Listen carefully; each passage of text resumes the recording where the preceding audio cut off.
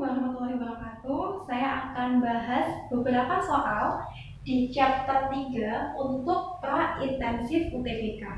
Gitu. Kita mulai dari nomor 1 terlebih dahulu ya.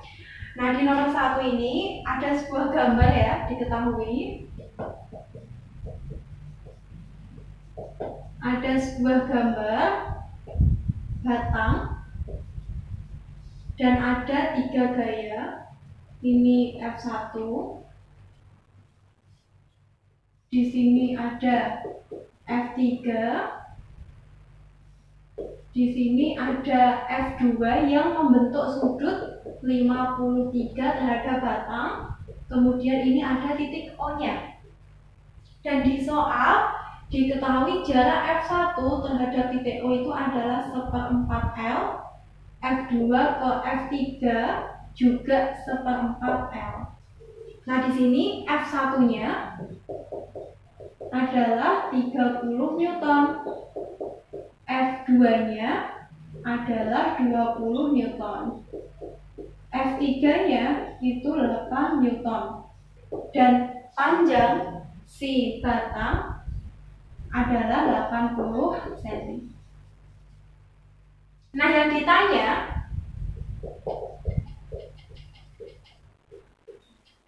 momen gaya dari sistem 3 gaya tersebut dengan porosnya di O. Berarti sigma torsi di titik O itu berapa? Kayak gitu. Nah, dari sini ya, kalian masih ingat kan tentang torsi kelas 11? Jadi Mbak ingatkan dulu ya, kalau ada yang lupa sambil refreshing di sini. Nah, tentang torsi, kita tahu bahwa rumus torsi itu adalah F dikalikan dengan L. Ini rumus torsi. F-nya sendiri di sini adalah gaya yang tegak lurus dengan bidang. Kayak gitu.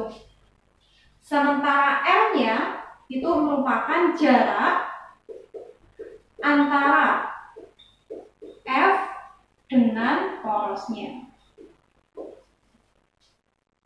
Nah, di sini untuk torsi dia itu merupakan besaran vektor D. Jadi torsi ini adalah besaran vektor. Otomatis punya arah, ya kan ya, kalau besaran vektor. Nah, dia akan bernilai positif ketika gayanya berputar searah jarum jam.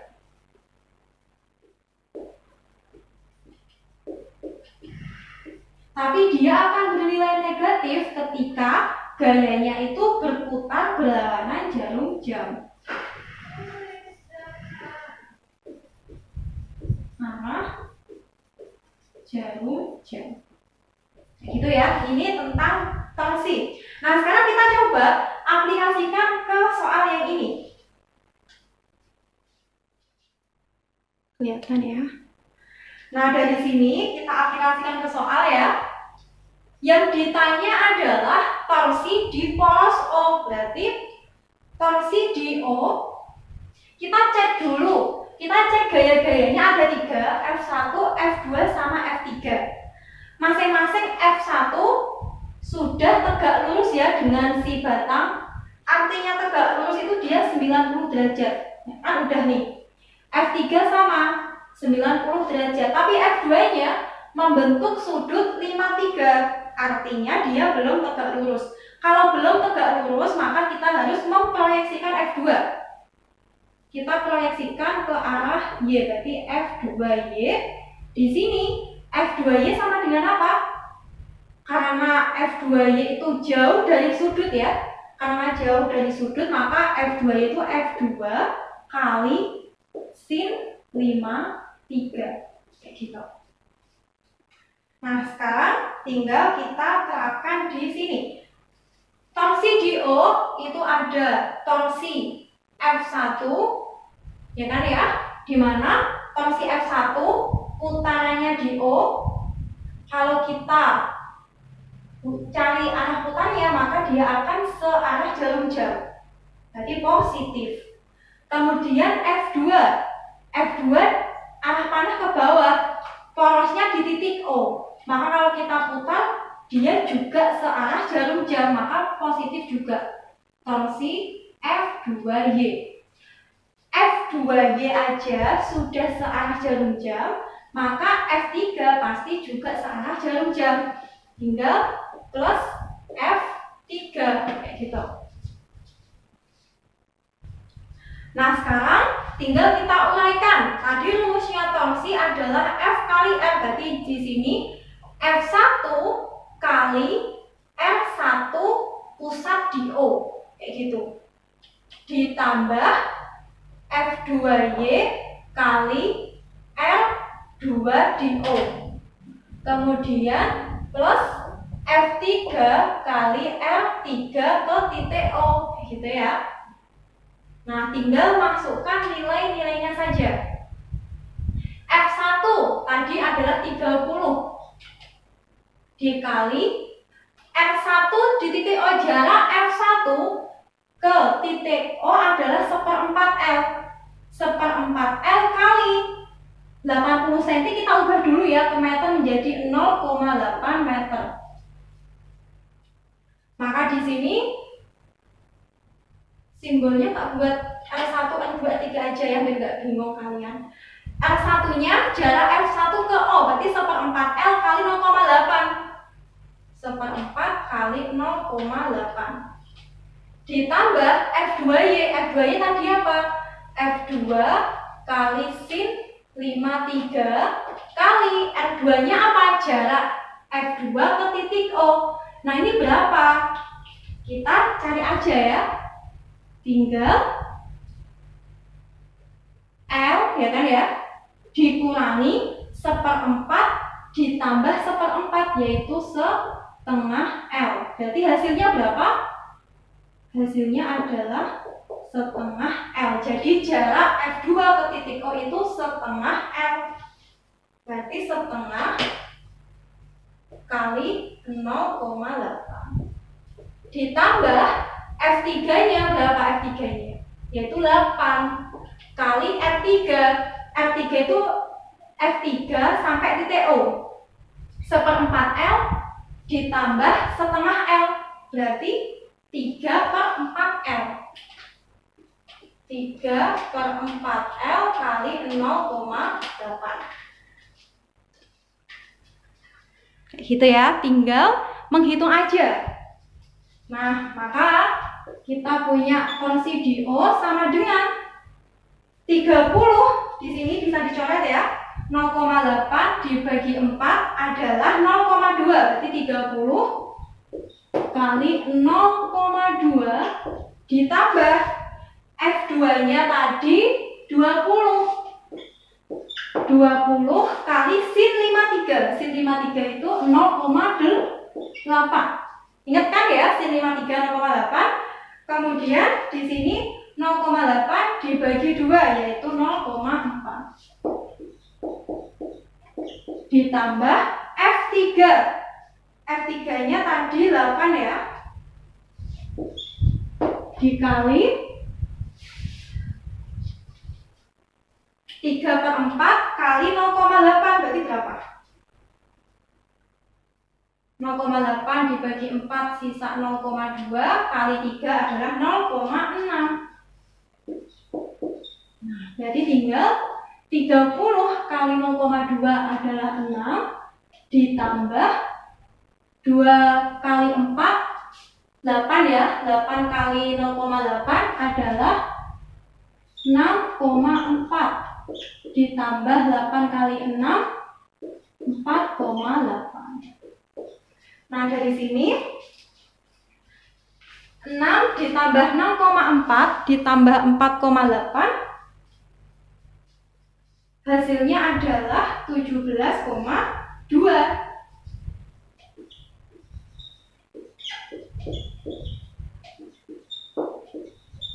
N kali M. Kayak gitu ya teman-teman ya. Ini adalah hasil dari torsi di titik O, yaitu 17,2. Jangan lupa satuannya, Newton kali meter, kayak gitu. Jawabannya adalah B. Di pilihan ganda, jawabannya B.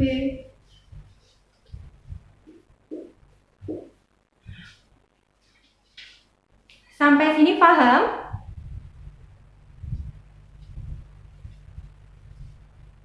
Bisa dipahami ya? Kalau ini udah paham, kita lanjut ke nomor 2.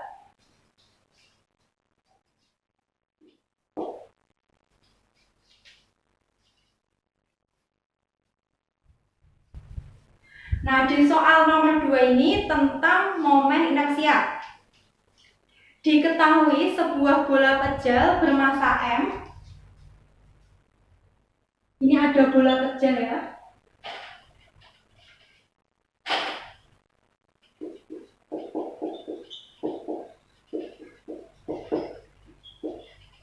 Diketahui ada bola pejal bermassa M.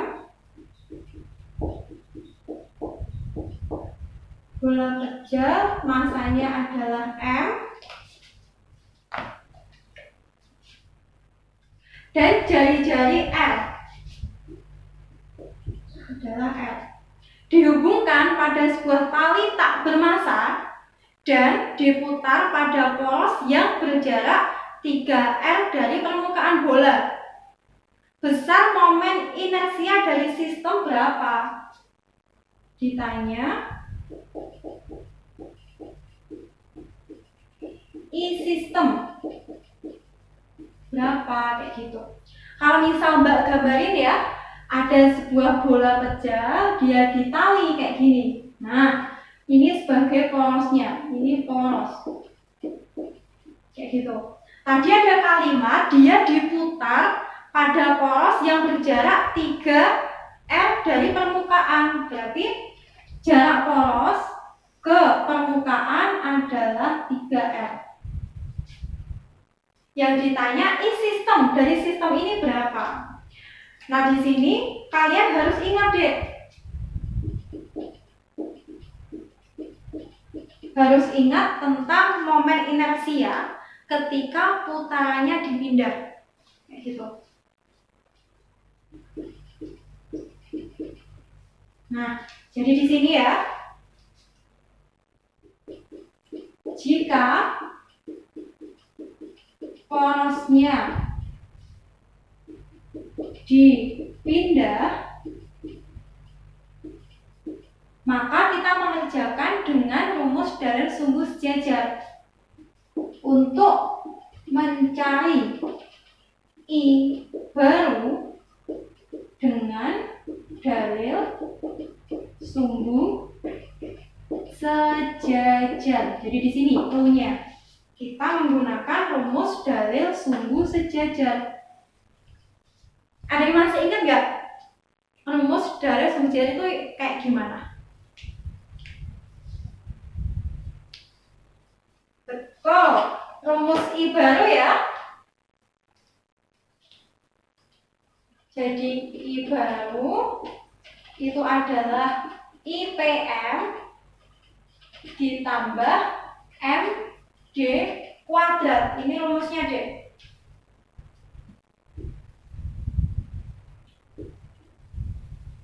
Nah, IPM itu apa? Itu adalah momen inersia ketika benda diputar di pusat massanya atau di tengah-tengah benda itu sendiri, kayak gitu. Jadi di sini ini adalah momen inersia benda diputar di pusat massanya, kayak gitu. Nah, kemudian D sendiri itu adalah jarak antara pusat massa ya PM dengan sumbu putar yang baru.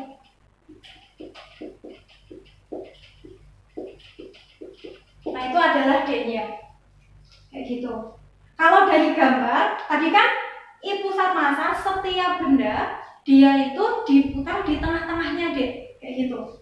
Jadi di sini, misal kalau dia bola aja ya, tanpa ada tali, otomatis pusat massa di tengah. Nah, D-nya itu di mana? Jarak antara pusat massa dengan sumbu putar yang baru. Berarti kita bisa nulis D-nya itu jarak pusat massa ke sumbu putar yang baru. Ini adalah D-nya. Nah, sekarang kita kerjakan nih soal ini, Dek. Gimana berarti? Tinggal tulis saja ya rumusnya. I baru atau I sistem sama dengan IPM ditambah MD kuadrat. Nah, ingat, inersia bola kecil. Kan setiap benda tegar itu kan punya beberapa inersia kan ya. Kayak misal batang, kemudian silinder. Nah, itu kan masing-masing punya inersia. Nanti bisa dicek kembali ya catatan kelas 11 terkait list momen inersia pada benda tegar.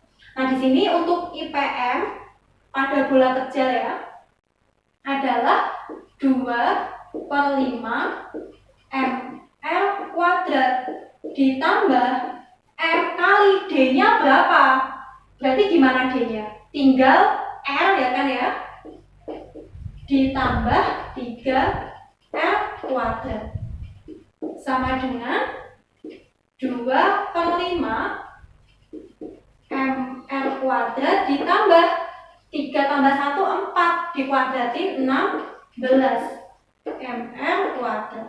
Nah, ini berarti menjadi 16 dikali 5, disamakan penyebutnya dulu ya, yaitu 2 ditambah 16 kali 5, 80/5 dalam kurung ini ml kuadrat. Nah, sehingga kita bisa dapetin hasil bahwa I baru dari sistem adalah 82 dibagi 5 kali ml kuadrat. Satuannya jangan lupa, yaitu kilogram kali meter kuadrat. Jawabannya yang A.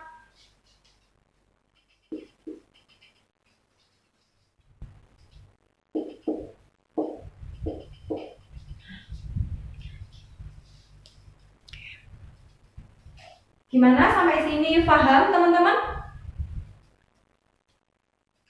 Oke, kalau paham, kita sekarang lanjut ke nomor 3 ya. Ini nomor 3 masih berkaitan tentang torsi ya, masih dinamika rotasi.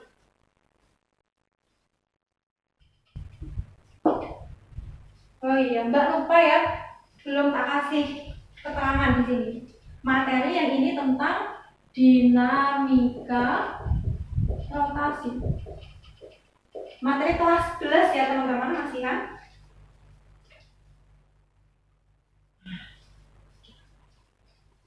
Oke, yang nomor 3.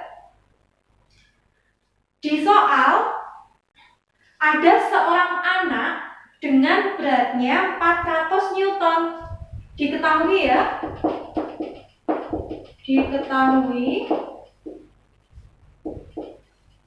beratnya anak, Mbak simbolkan WA, yaitu 400 Newton. Berjalan dari titik A menuju titik C pada suatu papan dalam keadaan setimbang yang panjangnya 3 meter. Berarti LAC itu adalah 3 meter. Dan beratnya itu 250.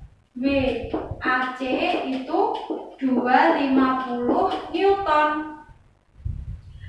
Dan titik beratnya 1 meter di titik A seperti pada gambar. Jika jarak B ke C adalah 1 ya, berarti ini L BC itu 1 meter. Pernyataan yang benar agar batang tetap setimbang saat dilewati anak itu yang mana pernyataannya? Berarti ditanya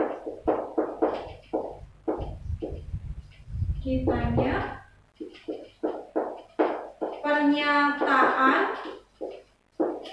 yang benar supaya tetap setimbang. Kayak gitu. Ini ya.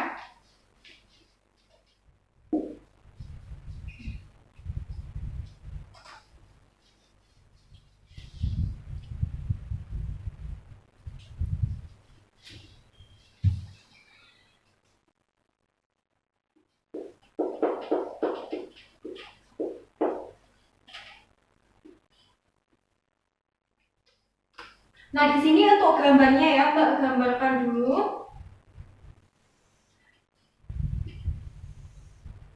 Ada sebuah batang kayu, di sini ada penyangga A sama penyangga B. Ini kan yang ini A, ini B, di sini titik C. Kita taruh atas saja ya. A, ini B. Kemudian di sini ada tali.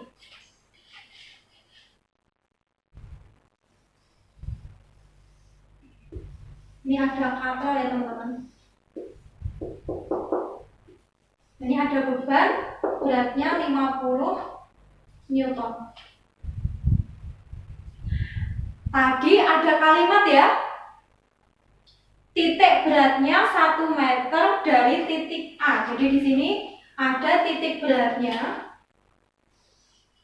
Nah, ada B,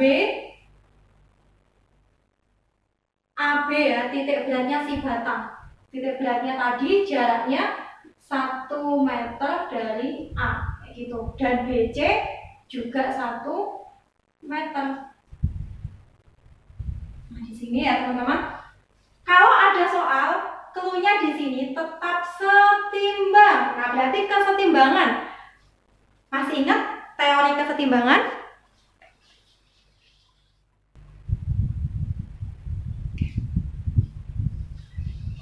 Jadi di sini kalian nanti harus mengingat tentang kesetimbangan.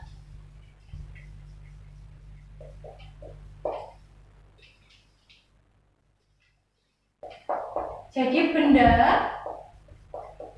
dinyatakan setimbang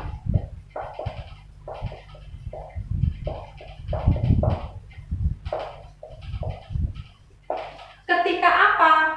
Ketika sigma Fe maupun sigma Fy maupun sigma torsinya itu sama dengan 0. Jadi total gaya baik yang translasi sumbu X sumbu Y maupun yang rotasi torsinya, kalau di total mereka itu nilainya sama dengan 0. Nah, itu adalah konsep kesetimbangan. Kayak gitu. Nah, di sini kalian harus menentukan di mana letak anak, kayak gitu ya. Letak anak itu di mana supaya batang ini tetap setimbang. Batasnya di mana, kayak gitu. Kalau misal nih ada anak tak taruh di A sama di B, kondisinya tidak akan tergelincir, dia akan tetap setimbang deh, kayak gitu. Karena ada 2 penyangga. Nah, sekarang kondisi yang tetap setimbang meskipun dia lewat ya, kayak mau tergelincir gitu, tepat akan tergelincir itu di mana? Sekarang kita asumsikan letak anak di antara B sama C. Kenapa kok BC? Nanti misal anaknya jalan ke sini, kan bisa jadi nih, bisa jadi si batang akan gerak, ya kan ya? Akan gerak, kayak gitu, akan tergelincir karena di titik C tidak ada penyangganya.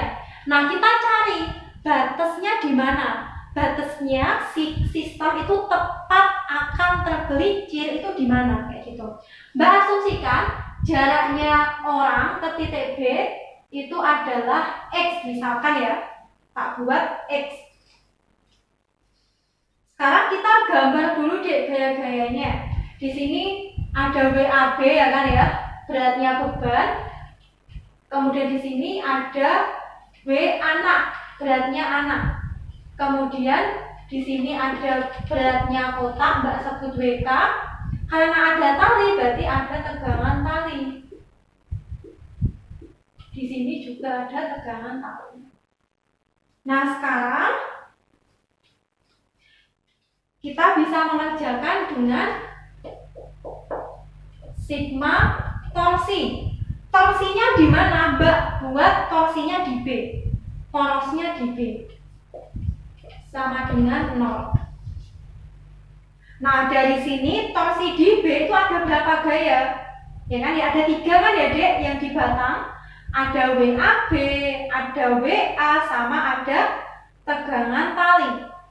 Berarti di sini Mbak bisa nuliskan ada torsi ya. Ada torsinya WAB.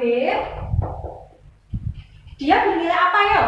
Positif atau negatif? Kita cek ya teman-teman. Arah panah ke bawah, putarannya di titik B, berarti gimana? Ternyata dia berlawanan jarum jam, berarti negatif. Kayak gitu. Torsi di WAB. Kemudian WA sekarang ke bawah juga, torsinya di B.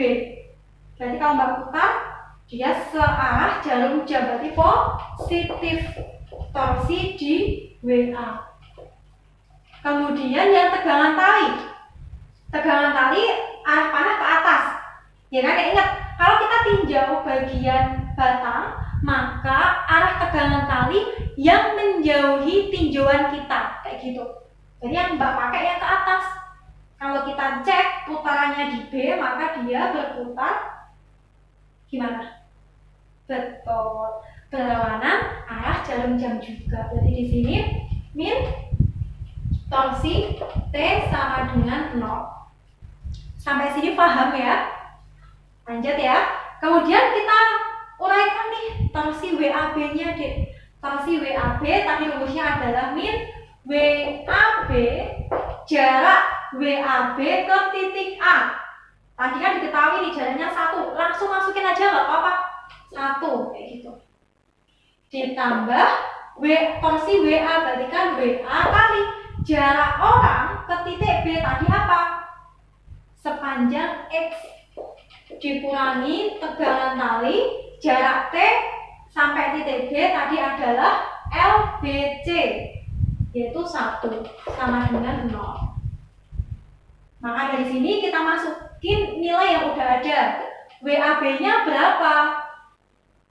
WAB-nya itu adalah, oh ini salah ya, WAC ya, sorry. Ini WAC teman-teman. Batang ya maksudnya ya. Berat batangnya dia. Jadi WAC-nya berapa? 250. Ditambah WA-nya berapa? Yaitu 400 kali X dikurangi tegangan tali. Lihat, tegangan tali dia ini sebanding dengan gaya berat kotak, yaitu 50 Newton. Masukin aja deh. 50 sama dengan 0. Ya kan ya? Karena dia setimbang. Kalau setimbang berarti semuanya diem. Jadi di sini kita punya apa? Punya min 250 min 50, yaitu min 300 ditambah 400X sama dengan 0. Dari sini kita tahu deh 400X sama dengan 300. X sama dengan, bisa Mbak coret ya nolnya. 3 dibagi 4 berapa? Coba dihitung dulu ya. 3 dibagi 4 adalah betul 0,75 meter. Dari mana Dek? 0,75 meter dari titik B, kayak gitu. Dari titik B. Atau X sama dengan 0,75 ya. Kalau dia 100 berarti kan tinggal 100 dikurangi 75. Atau itu ya. Atau gini aja. X1 min 0,75 yaitu 0,25 meter. Dari mana? Dari titik C, kayak gitu. Nah, sekarang kita cek jawaban A sampai E yang cocok yang mana. Nah, setelah kita cek ya, ternyata yang D, papan tetap dalam keadaan setimbang saat anak telah mencapai 25 cm di kiri titik C. Betul kan ya? 25 cm di kiri titik C. Berarti jawabannya betul. Yang D.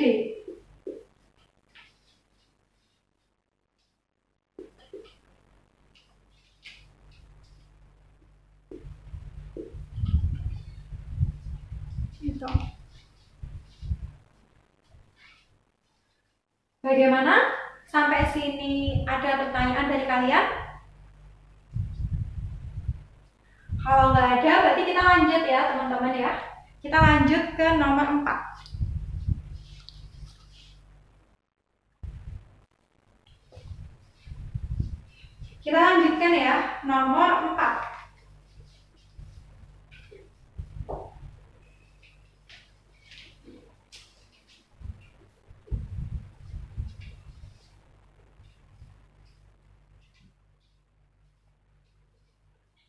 Di nomor 4 itu ada sebuah mainan yoyo terbuat dari 2 buah cakram identik ya, yang dihubungkan dengan sumbu silinder berjari-jari NO. Jadi diketahui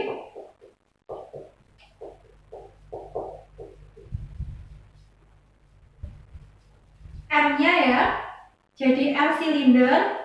Di sini Mbak nulisnya adalah MS itu NO dengan massa total yoyo. M totalnya adalah MO, M aja ya. Aja ya, sorry. Cakram memiliki massa CD. Sini M cakram adalah MC. Dan momen inersia cakram itu adalah IC.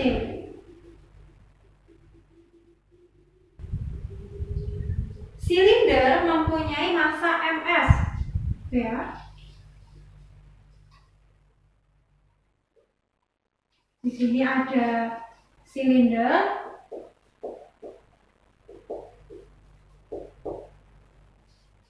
Momen inersia IS juga. Tali sepanjang L dililitkan pada yoyo, massa tali ringan dan tidak ada gesekan antara tali dengan dinding kedua cakram. Jika momen inersia total dan massa total yoyo diperbesar ya, jadi I total 2 itu 2 kalinya I total 1 dan massa total 2 juga 2 kali massa total 1. Maka besar percepatan yoyo saat menggelinding ke bawah itu berapa? Yang ditanya ya Dek. Alfa 2-nya berapa? Kayak gitu. Jadi tadi ya, kalau misalnya kita gambarkan ya, coba gambarkan ya teman-teman. Ada 2 buah silinder. Kayak gini misal. Ada 2 buah silinder. Kebalik ya. Ada 2 buah cakram maksudnya. Ada 2 buah cakram, dia dihubungkan dengan silinder. Gitu. Ini ya, kayak gini ya misalkan ya. Nah, karena ini yoyo, di sini ada tali D yang mengikat. Gitu ya, ini ada tali ya. Ada tali.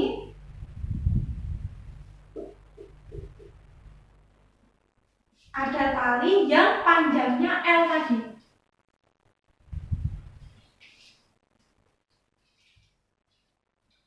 Nah, ditanya alfanya setelah diperbesar itu gimana, kayak gitu. Di sini berarti kita tetap ingat tentang torsi ya, kan dia berputar. Jadi kita jawab ya, dijawab.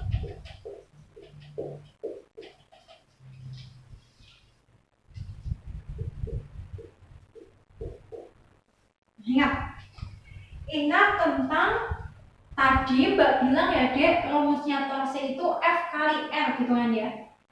Torsi itu adalah F kali R. Nah ini yang tadi yang pertama tadi. Selain torsi F kali R, torsi itu juga bisa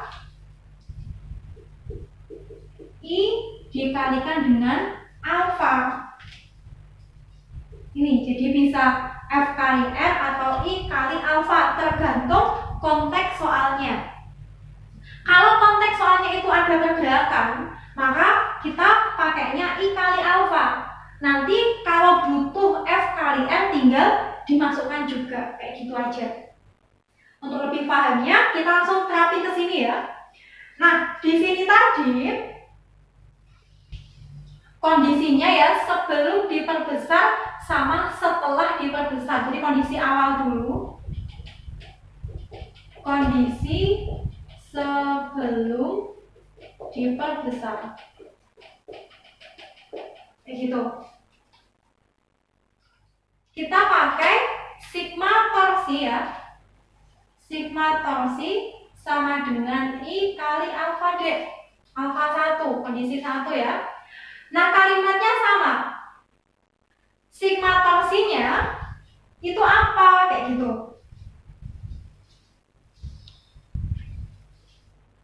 Nah, di sini kalimatnya untuk sigma torsi itu gaya apa yang membuat dia bisa berotasi gitu kan ya. Di sini jelas ya df kali r tadi ya.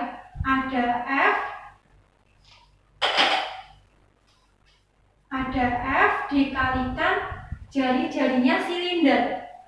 Begitu. Sama dengan I-nya berarti I total. I-nya cakram ditambah I-nya silinder kali alfa 1. Nah, F-nya itu siapa?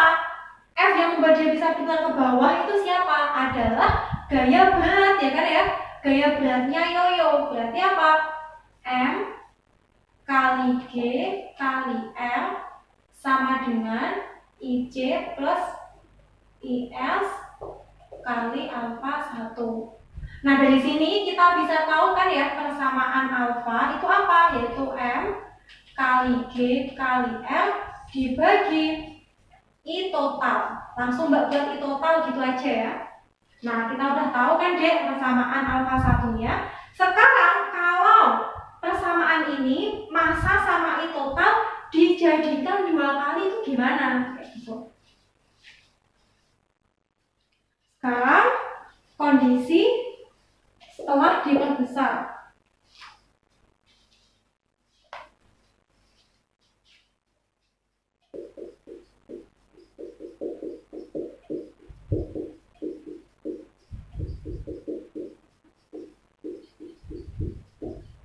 Tadi alfa ya kan ya, yaitu M kondisi 2 kali G kali F dibagi I total 2 kali G kali L. Gini kan ya dek ya. Nah, dari sini berarti kita bisa bandingkan ya dek. Kita bisa dibandingkan saja supaya kita bisa tahu perbandingannya ya. Alfa 1 per alfa 2. Jadi alfa 1 tadi apa? Yaitu M1 kali G kali L dibagi I total 1. Ini pembagian berubah ke perkalian, berarti membalik menjadi I total 2 kali L ya teman-teman ya. Ini tipe kali I total 2 dibagi M2 kali G kali M2. M-nya sama ini, sama G-nya, bisa kita coret, ya kan ya? Kemudian kita masukkan yang tadi diubah. Yang diubah adalah I total 2 sama dengan 2 kalinya I total 1. Di sini ada M1 dibagi ini I total 1, M2 diubah menjadi 2 kalinya M1. Nah, dari sini bisa kita coret nih dia M1 sama I total 1. Sehingga duanya ternyata juga bisa ya. Sehingga dari sini kita tahu nih bahwa alfa 1 itu sama dengan alfa 2 atau percepatan yoyo saat ke bawah itu sama seperti percepatan awalnya, sama mereka. Berarti jawabannya yang C.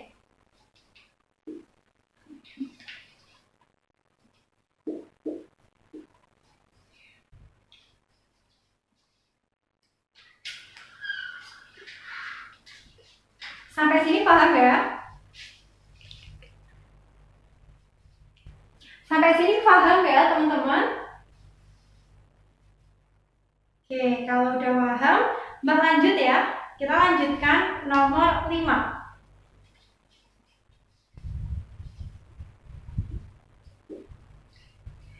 Yang nomor 5. Masih kuat kan ya?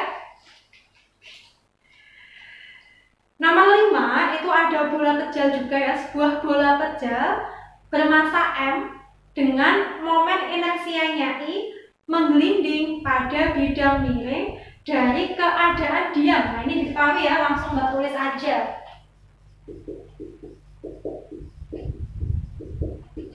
Diketahui bola pejal, ingat ini bola pejal bermassa M ya, massanya adalah M, inersianya adalah I, menggelinding pada bidang miring dari keadaan diam. V awalnya adalah 0 dari ketinggian H. H1-nya adalah H.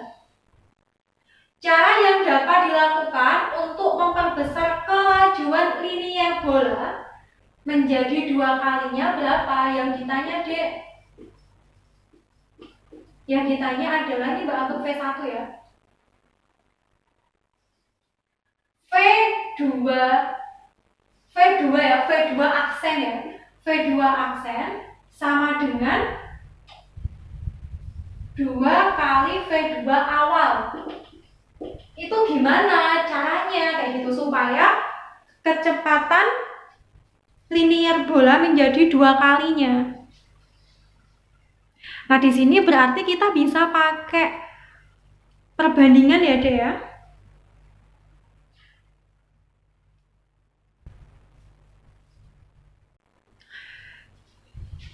Yang pertama, kita cari dulu persamaan V di kondisi menggelinding itu gimana? Kayak gitu. Dijawab ya. Tadi ada sebuah bola menggelinding pada bidang miring seperti ini, Dek. Di ketinggian H. Mbak buat ini kondisi 1, yang di tanah ini kondisi 2 gitu ya. Kalau ada seperti ini, kalian ingat tentang kekekalan energi mekanik. Jadi ingat ya.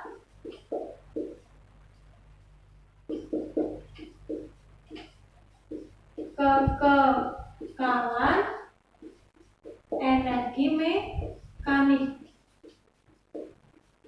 Kayak gitu. Dimana nanti poin utamanya itu adalah energi kinetik. Energi kinetiknya nanti double deh. Ada EK translasi, ya kan ya? Ditambah, gak cukup ya? Sebentar. Saya hapus dulu. Ya, jadi nanti poin utamanya itu di energi kinetik. Sudah enggak, udah familiar kan ya? Kalau EK itu energi kinetik. Nah, EK-nya nanti ada 2 D, yaitu EK rotasi ditambah EK translasi. Karena si bola nggak hanya gerak lurus, tapi dia juga menggelinding seperti itu. Nah, jadi di sini ya.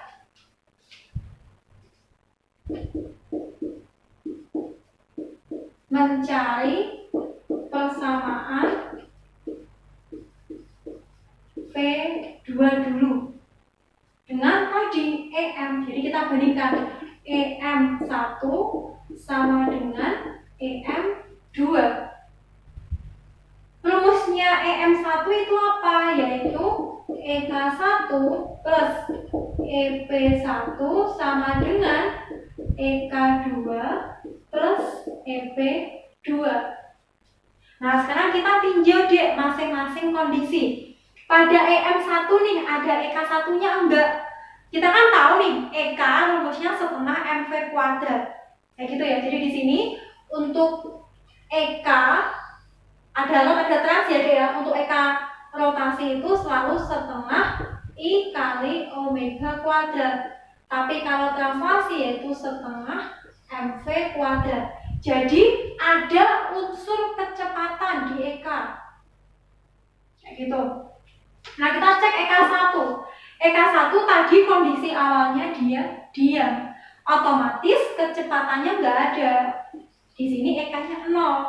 Ditambah kondisi 1 ada ketinggian. Tulis deh M kali G kali H.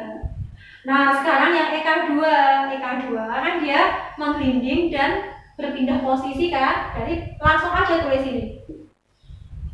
Setengah I kali omega kuadrat ya, omega 2 kuadrat ditambah setengah M V2 kuadrat ditambah kondisi 2 di tanah, nggak ada ketinggian, energi potensial titik 2 nya 0. Nah, sekarang kita tinggal menguraikan aja M G kali H sama dengan setengah inersia. Ingat, dia tadi bola kecil di nomor sebelumnya ya, kita udah tahu inersianya selalu 2/5 ml kuadrat. Nah, di sini omeganya omeganya kita ubah menjadi V2 per L dikuadratin. Kayak gitu. Ini adalah rumus omega ya. Jadi Mbak tambahin di sini ya. Mbak tambahin di sini omega itu bisa diubah menjadi V per L seperti itu. Jadi bisa diubah. Tinggal ditambah setengah MV2 kuadrat. Nah, masanya kan sama nih, berarti bisa kita colek dong masanya. Nah, ini ya. Di sini sama sini juga bisa. Kemudian bagian R ini ya, ya. Ini sama ini habis ya. R kuadrat. Sehingga sisa apa? Sisa G kali H sama dengan 1/5 V2 kuadrat ya, ditambah setengah V2 kuadrat. Jadi tinggal G kali H sama dengan berapa nih? Disamakan penyebutnya menjadi 7/10 V2 kuadrat. Nah, dari sini kita bisa tahu bahwa V2 itu adalah akar 10/7 ya kan? Kali G kali H. Ini persamaan kecepatan pada bola menggelinding kayak gitu ya. Nah, dari sini ya dia. Dari sini kita tahu hubungan V sama H berbanding apa? Berbanding lurus atau terbalik nih?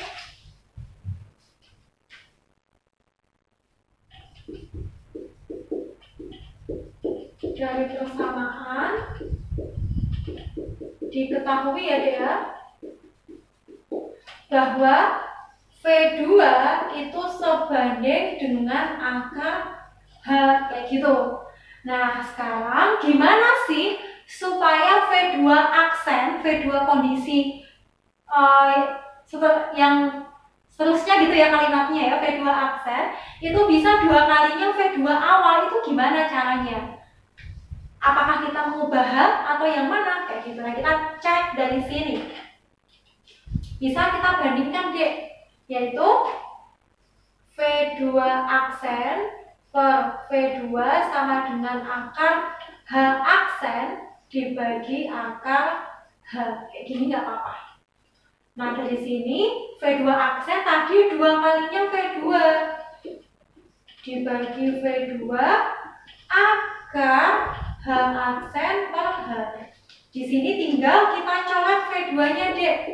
Nah, akarnya bisa pindah ke sebelah kiri menjadi pangkat 2 kuadrat adalah 4 sama dengan H aksen per H. Kayak gitu kan ya? Dari sini kita dapat bahwa H aksen sama dengan 4 kalinya H. Nah, ketemu nih. Berarti jawabannya yang mana? Memperbesar H menjadi 4H. Berarti jawabannya yang E.